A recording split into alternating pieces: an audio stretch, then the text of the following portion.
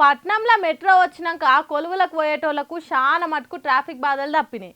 కానీ బస్సులు ఆటోల కంటే జర ఎక్కువ పైసలే ఖర్చు అయినా ట్రాఫిక్ నెత్తినొప్పి లేకుండా జల్దీ పోయి వస్తున్నాం అని పానం నిమ్మలం చేసుకుంటారు. కానీ ఇప్పటి సంది ఆ నిమ్మలం లేకుండా చేయాలనే ఏం పాడు మెట్రో వాళ్ళు మళ్ళీ కొత్త నెత్తినొప్పి పట్టుకొచ్చారు. దినాం మెట్రోలో తిరిగేటోళ్ళు ఈ ముచ్చట మంచిగినుర్రి. మీ జేబులకు ఇంకింత ఖర్చు పెరిగే కాలం వచ్చింది.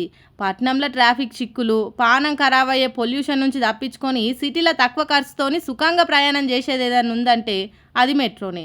అందులో తక్కువ ఖర్చుతోనే ఏసీలో తిరగొచ్చు. అన్నిటికీ సవలత్ బరాబర్ ఉందని దినాం లక్షల మంది మెట్రోలో తిరుగుతారు. కానీ ఇప్పటి సంది ఆ అదృష్టం లేదుగా మీకు. కరోనా కాలం నుంచి 6,500 కోట్ల నష్టాలలో ఉందట మెట్రో. ఆ నష్టాలు తీర్చుకోనికే ఎంత ట్రై చేసినా అవి తీర్తలేవట. అందుకే ఇక చేసేదేం లేక మెట్రో ఛార్జీలు పెంచక తప్పదనుకుంటారట మెట్రో వాళ్ళు. ఇప్పటికే అన్ని ఛార్జీలు ఒకటేనుకొకటి గ్యాసు, పెట్రోలు, డీజిలు, ఆఖరికి తాగుబోతులకు మందు రేట్లు కూడా పెరిగినాయి. ఇంట్లో ఇది ఒక్కటే తక్కువ అన్నట్టు ఇప్పుడు మెట్రో రేట్లు కూడా పెంచి సామాన్యులకు నిద్ర లేకుండా చేస్తుర్రు.